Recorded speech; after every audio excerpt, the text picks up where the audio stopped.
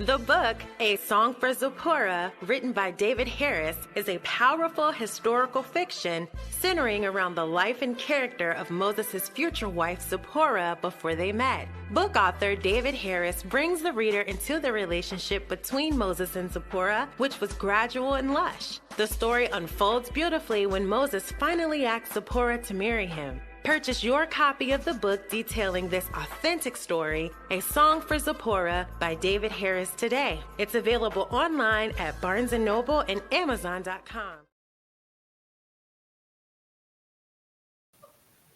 Well, welcome. I want to welcome you guys to another episode of the Free Texas campaign as we present voices from behind the walls of TDCJ. Thank you. If you would, please share this out in your circle of influence. You never know what the next person may need or what nugget they may be able to receive on today. We are attempting to expose corruption that has been running rampant within the state of Texas over the last 3 to 4 decades, within the judicial system and within the TDCJ. So on today, we have CODY with us. I'm going to put up his picture so you guys will get an opportunity to put a face with the person that you are hearing. So CODY, if you would, please, begin to introduce yourself as our CODY LORENZ. I'm 32. I've been down here about almost 12 years. I got a 50-year aggravated sentence for murder. It's a result of an automobile accident, so the DWI side thing. I ran a red light. I hit another car, and I ended up killing the girl driving another car. Sucks, but they ended up back to DWIs already. They gave me they enhanced it to a murder charge, and so here I am. Wow. So they gave you, okay. So you say you had 2 prior. So they gave you an enhanced sentence. Yes, they did. They said I intentionally and knowingly did this. That's how they charged me. Basically, in court and all the papers and all that, they made it out like I planned it out and knew exactly what I was doing and meant to do it. I mean, I messed up. I don't say I wasn't involved in none of that, but I didn't murder nobody. Like I said, it was I was drunk. I wasn't paying attention to what I was doing, but I mean, it was like I said, it was. Okay, evidently, if you said you was drunk, so apparently you had an issue with alcohol. So so instead of them throwing the book at you and taking your life away like that, did they offer any type of program, any type of something that you could have went to work on your issue? Because that is sickness, that is an issue. Absolutely not. They see, I caught this case like December the 29th of 2011, and 2012 was the election cycle for the district attorney. So she straight up said in the paper that I was her pet case. She was going to make an example out of me, and she did that. So it got blown. I guess like I said, I mean, I caused the death of another person. I can't argue that, but it got made into so much more than what it should have been, as far as like the murder charge and all that. And it wasn't nothing but politics. It's all it was on that part. They didn't offer me nothing. They didn't offer me a plea bargain, nothing. It was the first time we went to court. We're going to trial. Period. So. Wow. So what has this journey been within TDCJ? So how old were you again when you were incarcerated within TDCJ? When I I came to TDC, I just turned 22. I caught this case like right before I turned 21. Wow. Yeah, still a baby. It ain't been fun. I mean, like I said, I wouldn't say I grew up in here, but I spent, my, I guess, formative years in here dealing with, people that I wouldn't, I don't think should ever be in charge of another human being. Half of some of the folks that work here, I mean, they ain't all like that, but the way they treat you, the way they handle you, they don't treat you like a person at all. I mean, I made a mistake, but that a lot of them see it as their job to punish you some more. They degrade you, dehumanize you. I mean, it gets ridiculous sometimes. Well, it's not their job to punish you, because the only person that really can punish you is the one that created you. These judges can give you sentences to try to put limitations on you, but they can't truly punish you. And for someone to think that they have that authority, their job is to make sure that you're kept safe and that they're safe. That's their job, and that's their only job. And they're supposed to make sure that your human rights are protected. They're not there to dehumanize you. And that's what I'm hearing. That is a pattern that I'm hearing within TDCJ, not just in the male unit, but also in the women's unit. The women's unit is worse than the male's unit. I'm hearing how the guards are just abusing the women, like with fist fighting them and all kind of stuff, macing them in various things, and they think that this is okay. Like, I've had individuals reach out to me and ask if we could just pop up and record what's going on within the facilities. I wish I could, because a lot of them would probably be closed. A lot of them would probably be closed. Oh, absolutely. If you could just go in and look at like the living areas, the kitchen. I used to be a cook, and in there, none of the ventilation works. The heaters don't work. Everything is filthy, even when they clean it. When there's mold and mildew, they don't clean it. They might spray it with some bleach, scrub it a little bit, but just paint over it. It's disgusting. It really is. And if any kind of health inspector actually went in there that wasn't already paid by the state, they'd close this place down in a heartbeat. And that's what needs to happen. Like, it's too many times, like, people are talking about, one of the units talk about mold, the sewage, wet smell, and just all kind of stuff. Like, it's not habitable. It should be closed, and nobody should be living like that. When you can spend $11 million on another state, you can send $11 million of Texas money to another state to house inmates, when you should be letting these inmates go. Like, I don't get it. You got inmates that's been locked up for 20, 30, 40 years that need to be going home, and you are ruining people's lives. Like, these people sitting at home, making memories, creating legacy, creating these things, and they're ruining y'all lives. And it's not just a handful of y'all. We're talking about thousands of y'all that they are overly and wrongfully incarcerating. And then we got these elected officials that sit around and do absolutely nothing. They do absolutely nothing. They won't even return phone calls, answer questions. My daddy is trying to talk to anybody that might could help at all, and he can't get past the secretary half the time. Or anybody he talks to, he can't get a straight answer. Nothing.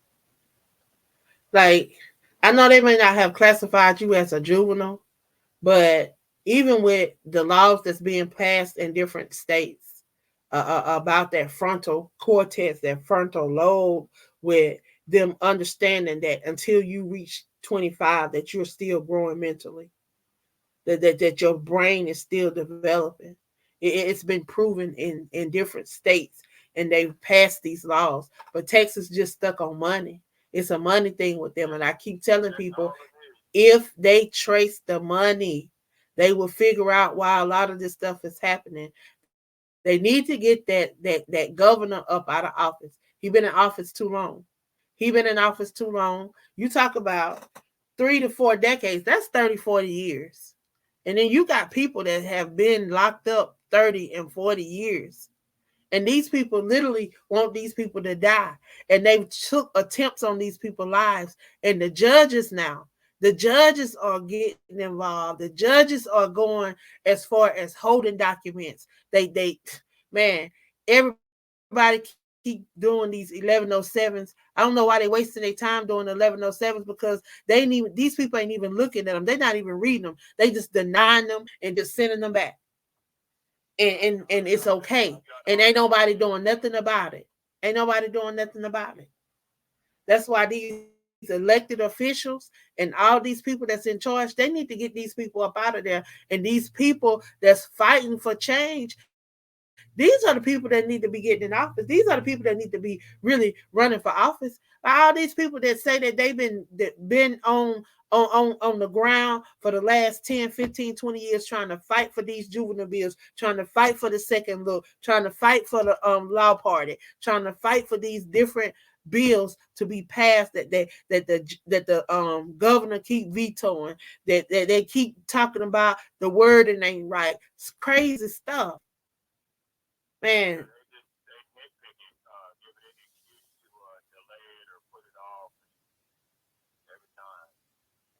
Well, they definitely need to do something about it.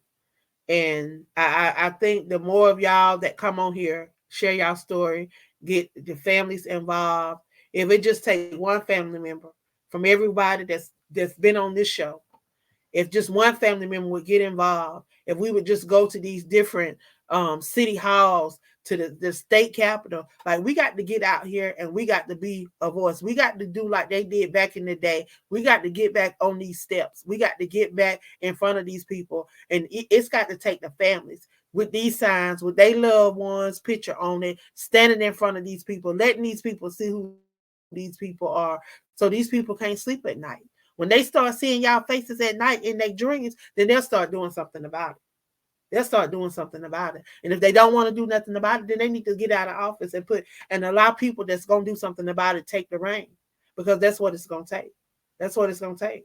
But this been dropped in my lap, and I tell you, I'm on it. I just can't back down. Like whoever dropped it in my lap, I thank God for the chance and to be able to be a difference, because it's sad. It hurt my heart to see all these people go through this, and then to hear these stories of people that, doing 4 years and end up with 50 years. You like, I don't get that. Like, how you go to serve 4 years and end up with a 50-year sentence. Like, I don't get that. I just don't get that. And how can you be sitting in a car? You don't know what these people going to do. You don't know what. You just sitting in the car. You thinking you waiting on somebody to come out the store. You don't know what's going on. But you get more time than the person that commit the crime. How is that? Like, I don't get it. And then you younger than the person that commit the crime. How can you think the child have more mental sense than the grown up? I don't get it. And you get a child more time than you get a grown up. And the grown up back out here living their life, and the child's still in prison. I don't get it. I don't get it. I don't get it. But I'm just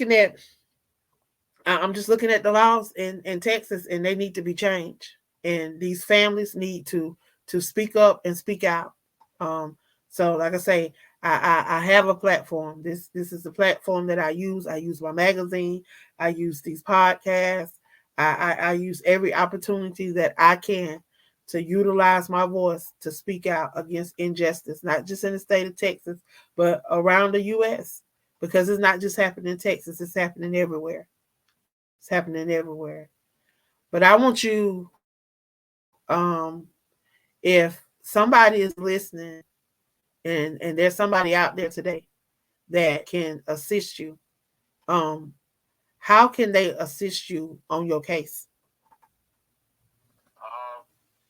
Well, I've already done all my appeals and whatnot as far as that goes, and they shot all that down. I've been, always trying to find a way to get back in there. I know there's action in there, but like you said, all 1107s, all that you filed, have to down down and look at it. So it just gets denied out of hand. But I mean, honestly, I don't know. I got my mom and daddy, trying to look this up, look that up. I might hear about this or that. This case that might apply.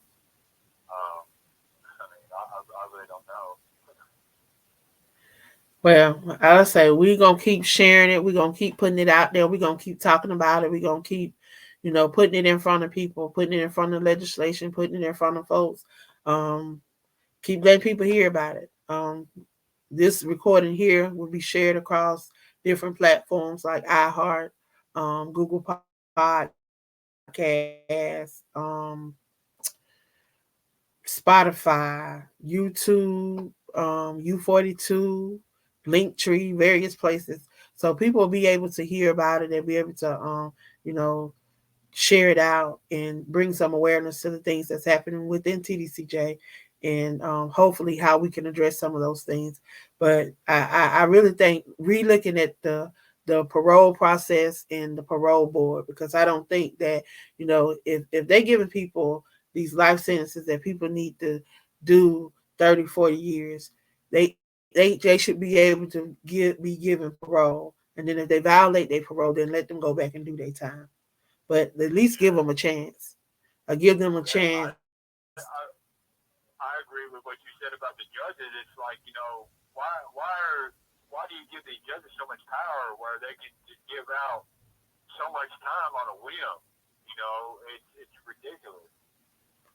They really need to look at the crime and look at the people. They have to really look at the situation and look at people's background and try, like I say, they have to understand that there's rehabilitation, regardless of how they personally feel, that people can be rehabilitated. Because let me tell you something, you're talking to someone that have been through rehabilitation. I'm on both ends of it. I'm a victim of domestic violence. I was shot point blank range with a sawed-off shotgun. People ask me, how do I do the work that I do if I've been a victim? But I learned that I'm not a victim. Something happened. Something was wrong with my husband. The reason why he did what he did. I could have been mad at him. I could have carried around a grudge. I could have did a lot. But I realized that he needed help. He had issues. He had problems. And if I had helped him deal with those problems, he may not would have did what he did. But again, he was using drugs. He was under the influence. He did not know what he was doing. So I could not hold that against him. I had to forgive him and myself. And then I was able to move on. I was able to do the things that I do. I was able to look past what I've been through and look at what other people are going through and be able to be a voice for them. Because guess what? I could end up just where you are. Anybody could end up just where you are, because God, there's no respect of a person. These people don't care about nobody. I'm just sitting here just looking at, something that happened to somebody last month that could have ended up, they could have been in the jail for 50 years. They was trying to get that man 25, I think they said 25 to life. And a 13-second video clip saved that man's life. A 13-second police cam saved his life. The police forgot to turn the camera off. He turned it off too late. And 13 seconds of what this man was telling the truth, and they was trying to get this man to plea bargain, and they kept telling him he was telling a lie. This is what happened. And this is what has been happening for decades. And they sit in these chambers and they look at these documents and they just throw them around on their desk and they say, oh, I'm not going to do this. I'm not going to do this for so-and-so. And they look at the records and they say, oh, well, let me see if this person. Now, I've even had people come on here and say, so-and-so said if they give me this amount of money and this amount of money, they'll do this for me, and then I can just go back to where I could just go to Mexico and hide out. These are elected officials. These are people that have taken sworn oaths that are doing crazy stuff like that. And they're doing it all for money and greed and power. Or some kind of vendetta. Because I know my judge tried to send my granddaddy down here in the 80s, sent my mama down here in the 80s and early 90s, gave my uncle a life sentence in 97, and then sentenced me, then he retired. The same dude. Yeah, see, that's crazy. He knew me on sight, my name. That's crazy. Well, you got Mr. Jack Charles say you have a lot of people in your corner, Cody. You got Miss Becky Lorenz. Thank you for what you're doing. That's my mama. Well, I just want you to know that no matter what it looked like, you stay strong and you just keep your head up and you keep being positive. You keep being a role model. You keep uplifting those and keep helping those that are lost. You keep helping them find a way. Because trust and believe, it ain't going to always be like this. And trust and believe everything that's been done in the dark is going to soon come to the light. That is my prayer. That is my prayer. That is my prayer.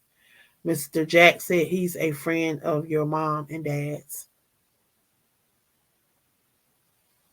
But you got a lot of people pulling for you. You got a lot of people praying for you. And I'm going to keep sharing. I'm going to keep sharing this, and I'm going to keep talking about it and keep bringing awareness to what's going on, because there's a lot of people in the same position you in. But I want to thank you for being strong enough to come on and to share and to be transparent, because a lot of people are in your same situation, but they're being quiet. They don't want to share because they're afraid what may happen. But I thank you for sharing. I thank you for being that voice for that person that think that they don't have a voice.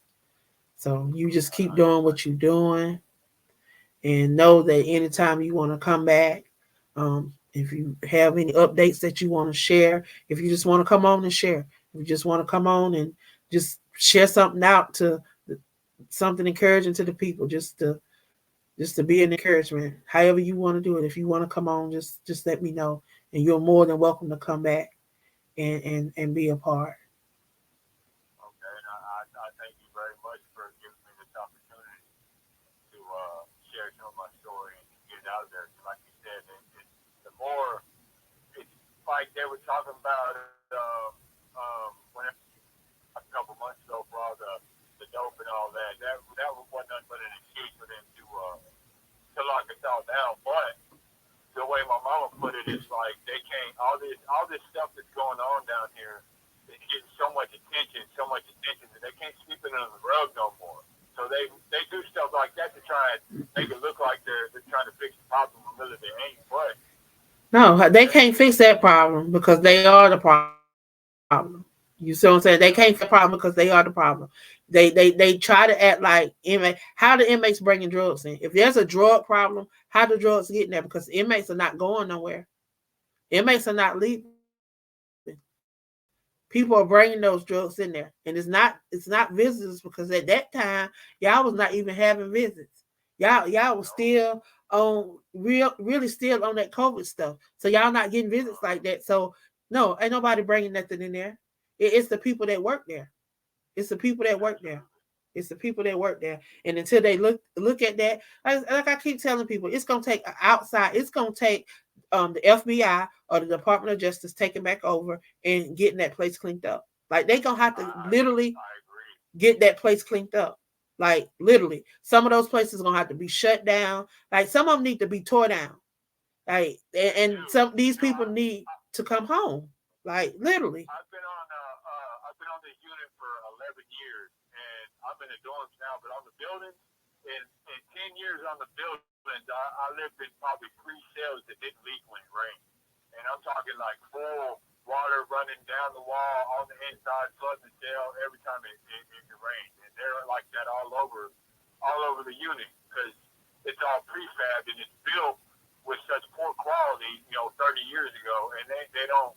And now I know the other side. Used to we would say, "Oh man, maintenance don't fix nothing." Now I work in maintenance. I got an opportunity to get a job in the boiler room. I'm learning how to work on all that stuff, and the way their system is so sorry with the having to get approval and all that. Like they have so much money and then it's gone, and they spend it on this or that, and they don't have parts. Like somebody's toilet might be broken. They're broke all over the place. A lot of them, I'll give you a great example. A lot of the day room toilets, when you flush them, they leak all over the floor because the wax ring at the bottom is broke, and they don't have the parts. They can't get them, or they order them and they don't get them sent. So you have all this sewage and all that all over the place. All the time, all under the buildings, all that, and Huntsville won't allow the maintenance department to get the correct parts to fix the thing so that we can fix it. Wow, that's crazy. They it's crazy. It makes no sense. Like I got a call from the ombudsman the other day. Y'all probably had some visitors the other day to look at y'all food because I believe so, yeah. I got a report that they was feeding y'all maggots or something. I don't care what it was. Somebody said it wasn't maggots, it was worms, it was some kind of wheat worms. I don't care what it was. It's the fact that they were serving it to y'all in y'all food. They already feed y'all substandard food, and I'm not standing for them serving y'all other than food. Now they not finna serve no worms, no maggots, no none of that. So I called. I sent a letter to them, letting them know that they needed to do something, and that I was gonna let everybody know that I could let know that this is what y'all are serving these inmates. These are humans. They have human rights, and y'all are violating them by serving them maggoted food. They wasn't just doing it at y'all unit, they was doing it at Conley unit. So they sent someone over to Conley to come to find out they did have stuff in y'all food. And they had to throw out a whole bunch of food. But he hadn't got back to me on. They're still throwing out whole pallets full of beans stacked up on the back dock. Yeah, because they're not finna serve that. And anytime somebody tell me that they serving stuff like that and they serving, yeah. And now I want the food that they supposed to be serving y'all, that they showing on these websites, that the fresh vegetables, the fresh fruit, then that's what I need them to be serving y'all. I don't need them to be serving y'all the crap that they serving y'all. I need them to serve y'all what they say they serving y'all. And until they do that, I'm gonna keep complaining. I'm gonna keep writing them, posting on the blog, and I want the family members to share it out and to keep sharing it out. And not only that, if they are in these areas where they are holding these different events, because they're in February, they're going to be having the campus culture over at Connolly. They're going to be having an event, and it's open to the public. They just got to register. I've been sending the email around, but Securist or either TDCJ, they've been blocking the email. I think I sent it to you and a couple of other people, and they blocked it. They wouldn't let y'all get it. But it has the information about the event. So if you have family members that's on the outside that may want to come to this event on February the 24th, they can come. I posted it on the blog, so they can go over to Free Texas Campaign blog, which is posted. It's posted inside of this link. So everybody that's on here is already inside the description, so you can look at it. All those links have different things that y'all can follow and get information, because I post information about different things that they're doing when we have different rallies, different things. Again, Cody, thank you for stopping by, and you're welcome back anytime. Okay, thank you for having me on, man. Have a nice day. I want to thank y'all for tuning in, and if y'all would please share this out. My desire is just to be a blessing and to just be a voice and allow these individuals to come on and to share their stories, so that we can bring awareness to what has been going on within TDCJ, the Texas judicial system, and just various different types of things that is taking place that should not be taking place. These are humans. I don't care what they have done. No matter what they have done, they are still humans, and they all deserve another chance. People don't understand that we all make mistakes, and we're all human, and we all could be right there. Some of us are lucky by grace and mercy that we are not behind prison wall, because some of us have done some stuff that should have landed us in prison, but we didn't end up in prison. So we should be grateful. And then not only that, we shouldn't sit by and watch our loved ones go through what they're going through and not say anything. Y'all, it's too many of us on the outside that can band together and can stand together and make a difference. I want to thank you guys for tuning in today and listening to Mr. Cody. He had, his time was up. Y'all know they only get 30 minutes, but I'll be back next Monday. I do this every Monday, so every Monday we have an opportunity to hear from 4 individuals. They come on, they share their stories, they share what's going on inside TDCJ. Some of them share different things that happened that landed them in TDCJ. You got to look at how some of these corrupt lawyers did not represent them well. There were holes in their representation. And then you look at how some of these lawyers became assistant district attorneys, then they became district attorneys, and then got on the Court of Appeal and locked these babies out of the judicial system. They go up for parole, they get denied. They get a 1 year set out. They get a year set out after year after year after year, and they get blocked out of the parole board. Y'all, this is nothing more than political. Them being a political prisoner. This is no more than political power. This is no more than political greed. It's all about money. It's all about keeping these beds in these facility housed, because these people are making trillions of dollars off of these inmates a year. That's how they're able to spend $11 million to go house inmates in another state. How can you send 11? And that's just one county sending $11 million to house inmates in another state, in the state of Mississippi, when we can be using that $11 million right here in the state of Texas to let some of these inmates go, to get transition programs together, to put that money back into the prison, to get the food that they deserve, to get the proper housing, to get the proper. It's so much that can be done with that $11 million, y'all. And I'm calling on y'all to call upon y'all elected officials. Write them. Stay on them. Do not let them get away with this, y'all. Again, I am the queen of collaboration, Angela Thomas Smith. I am one of the co-founders of the Free Texas Campaign. If you're not involved in the Free Texas campaign, please get involved. Y'all, we have a magazine. We have a podcast. We have a blog. We have a YouTube. We have various different channels. You can catch us on iHeart. You can catch us on Spotify, Google Podcasts, Deja, U42, LinkedIn, what else? Amazon Music. Y'all, we're on most platforms that listen note. You can hear a podcast. We're on most all of those platforms. So y'all share these podcasts out so the individuals can get the information that they need. Y'all be blessed. Y'all be blessed. I have another interview I have to get to. Y'all have a great afternoon. Bye-bye.